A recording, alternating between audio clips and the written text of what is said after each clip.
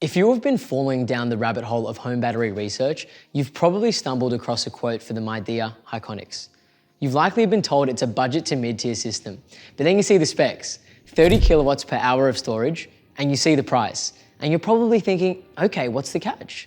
Do I need to sell a kidney for the install, or is this thing made of cardboard? In this video, we're gonna cut through the noise. I'm gonna walk you through the honest pros and the brutal cons, all of the features, the costs, the ROI, the technical realities, and considerations you need to know before you bolt this thing to your house. Now, I'm only gonna say this once, so listen quick. I'm Rob from Gridless. We have over 420 5-star Google reviews. Yep, we actually count them. And we specialize in battery solutions and installations all over Australia. So if you're looking for a quote from a team that actually knows what they're doing, hit the link in the description and we'll be in touch. Now, let's get into the hardware. The Midea Hiconics High Energy is what we call an all-in-one residential energy storage system. This means the battery modules, the inverter, and the BMS are integrated into a single cohesive unit. You don't have separate boxes boiled over your wall. The 30 kilowatt per hour configuration actually consists of 2 stacks running in parallel. Inside those stacks are 6 battery modules, 3 per side. This essentially brings the total nominal energy to approximately 30.6 kilowatts per hour. Now, looking at power delivery, which is distinct from capacity, the battery pack is rated to discharge at around 15.36 kilowatts. However, the usable power for your home depends entirely on the inverter it is paired with. Typically, we configure these with either a 5 kilowatt or a 6 kilowatt hybrid inverter. This is a crucial distinction. The battery has a huge tank, but the pipe delivering the electricity to your house is sized to match standard residential loads. In terms of backup, when configured correctly, the system supports EPS, which is also known as emergency power supply. This means that if the grid fails, specific circuits such as your fridge, your lights, and communications switch over automatically.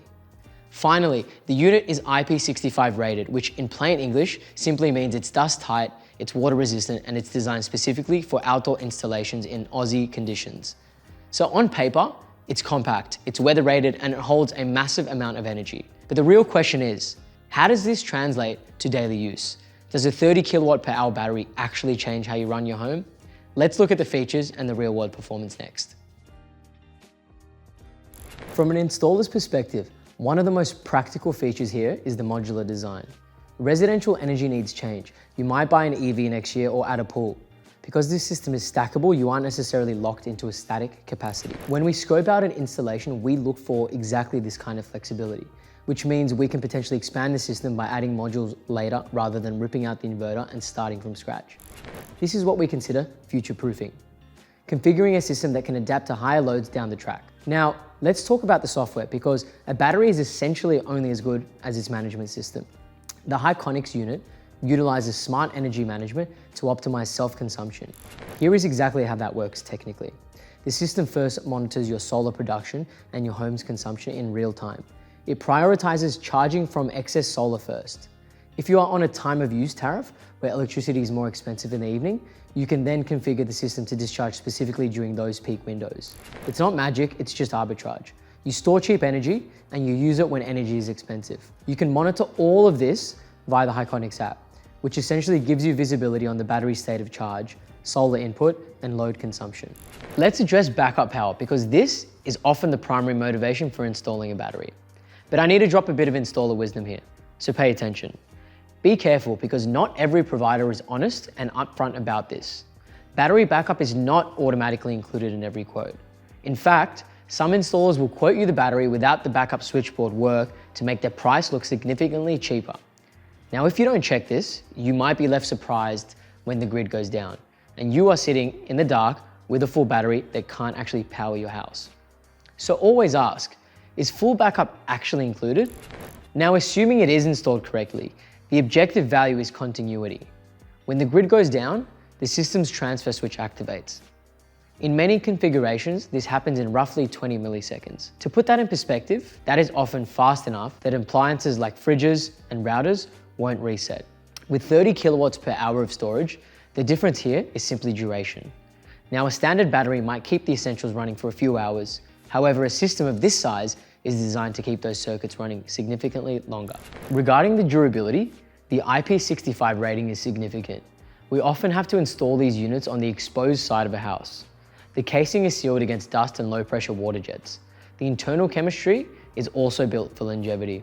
It's rated for around 6,000 cycles at a specific depth of discharge. If you cycle the battery once a day, charge to discharge, that cycle life theoretically extends well beyond the 10-year warranty period. It's essentially designed to be a long-term infrastructure asset, not a disposable gadget. Finally, there is VPP, also known as virtual power plant capacity. This is where the grid interacts with your battery. A VPP allows energy retailers to briefly draw power from your battery during grid emergencies. Usually, this happens in exchange for credits on your bill. Now, not every battery is VPP compatible, but the high energy system generally is.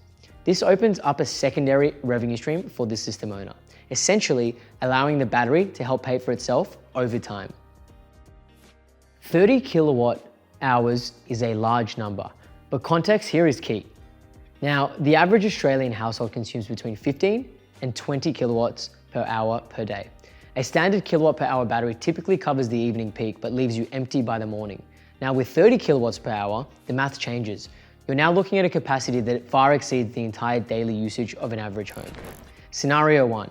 In a blackout scenario where you are conservative, running just the fridge, LED lights, internet, and charging devices, you aren't actually measuring backup in hours. You are likely measuring it in days. Now technically, if your solar generation was zero, say during a heavy storm, a full 30 kilowatt per hour charge could sustain those low loads for 48 to 72 hours. But most people install a system this size for comfort, not just survival. If the power cuts out at dinner time, the inverter capacity allows you to continue running the induction, cooktop, or the dishwasher. However, there is a limitation to be aware of: the inverter output. Now, even though you have a massive battery, you are limited by the 5 or 6 kilowatt continuous output of the inverter. So can you run the aircon? Yes, you can, but you likely cannot run the AC and the oven and the electric hot water system together. You still need to practice load management. The difference is, with the 30 kilowatt per hour, you have the energy to run that AC for hours. You just need to ensure the power draw stays within the inverter's limit. The ultimate goal for many of our clients is the recharge loop. If the grid is down for a week but you have sunshine, the solar charges the battery during the day, and the battery runs the house at night. With the 30 kilowatt per hour tank, you have a much larger buffer for cloudy days. It increases your probability of maintaining power indefinitely during a prolonged outage, provided you get some solar input. For properties in rural areas with frequent long outages, we also look at redundancy. While not a native feature of every simple inverter, some advanced installation configurations can allow for generator input. This creates the ultimate hybrid approach: solar for the bulk of the work, and a generator to top up the massive battery bank if the sun doesn't shine for a week. So the performance is there, obviously, but to deliver that safely, the engineering needs to be sound. Let's briefly look at the technical composition of the unit. When clients hear 30 kilowatts per hour, they often picture a shipping container. The engineering team at Hiconics focused heavily on energy density. The result is a unit that is tall but surprisingly slim. It is only 160 millimeters deep, roughly the length of a pen. Now, this is important for installation. It hugs the wall, meaning it doesn't encroach on garage space or walkways. It's designed to be unobtrusive. Inside the modules, the system uses lithium iron phosphate chemistry. In the battery industry, LFP is widely considered the gold standard for residential safety. Now, unlike some older lithium ion chemistries, LFP is chemically stable and has a very high thermal runaway threshold. Put simply, it is extremely difficult to make these batteries catch fire. They are safe, stable, and non-toxic. The cells are rated for 6,000 cycles. This aligns with the 10-year warranty provided by the manufacturer. Now, from an investment standpoint, this life cycle is critical. You need to know that an asset installed today would still be functional by 2035. The combination of LFP chemistry and active BMS monitoring ensures the degradation is slow and predictable. We have a safe, high-capacity, aesthetically pleasing system, but traditionally, systems of this caliber have been prohibitively expensive. Let's talk about the economics, because this is where the market has shifted recently. Historically, if you quoted a 30 kilowatt per hour system from a premium brand, you were looking at a price tag upwards of $25,000 to $35,000. Now at that price point, the ROI is difficult to justify. The payback period often exceeds the warranty period. However, Midea Hiconics is a massive manufacturing entity, a Fortune 500 company. Their scale allows them to produce hardware at a significantly lower cost per kilowatt per hour. Currently, we are seeing installed prices for these 30 kilowatt per hour systems that disrupt the traditional market. Now, depending on the specific installation complexity and location, you are looking at a range of roughly 6,500 to 8,000 after incentives. This is unusual because you are effectively getting triple the capacity of a standard battery for a comparable price. A major factor in this pricing is the 2025 federal battery rebates because the high energy system is CEC approved. It qualifies for the Cheaper Home Batteries program, which kicked off in mid-2025. This knocks a huge chunk off the upfront cost. Now, on top of that, if you choose to participate in a VPP, there are often ongoing credits available. So does the math work? If a household can shift their usage to save $2,000 to $2,500 annually, which is feasible with a 30 kilowatt per hour battery absorbing all of the evening and morning usage, the payback period compresses significantly. Instead of 10 years, we're seeing models where the payback is closer to 3 to 4 years. Once the system has paid for itself, the remaining years of the warranty period represent effective savings. It transforms the purchase from an emotional one to a rational financial decision. Let's talk about the objective cons and limitations. Firstly, the physical footprint. While the units are thin, they're 16 centimeters, a 30 kilowatt per hour setup requires 2 of these towers side by side. They're tall. You need appropriate vertical wall space. Unlike a small battery that can be tucked in a cupboard, this is a piece of infrastructure. If you're in a townhouse with limited external wall space, this form factor may present an installation challenge. Second is what we call system balance. A 30 kilowatt per hour battery is a large vessel to fill. If you have a standard 6.6 kilowatt solar system, you may struggle to fully charge this battery during winter. Now, to get the max ROI, this battery should ideally be paired with a larger solar array, 8 kilowatt, 10 kilowatt or more.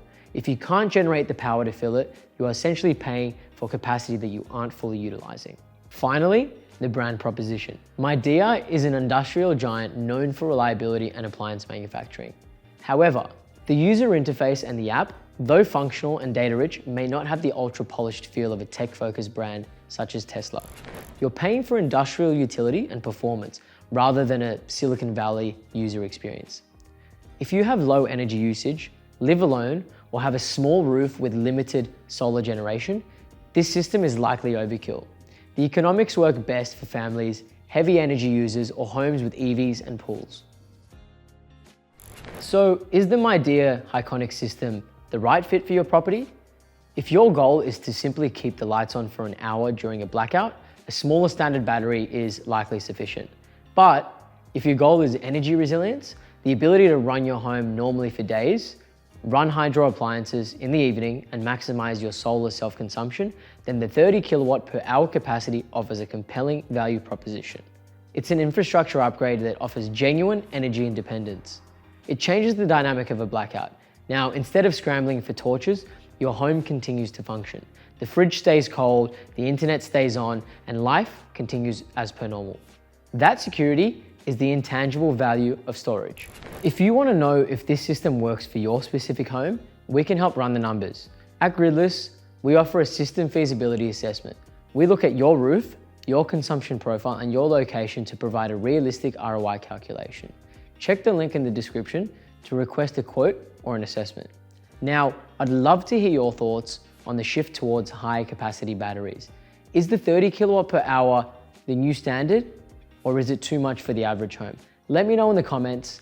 If you found this breakdown helpful, please subscribe for more technical reviews and honest advice on the Australian energy market. I'm Rob from Gridless. Thanks for watching, and I'll see you in the next one.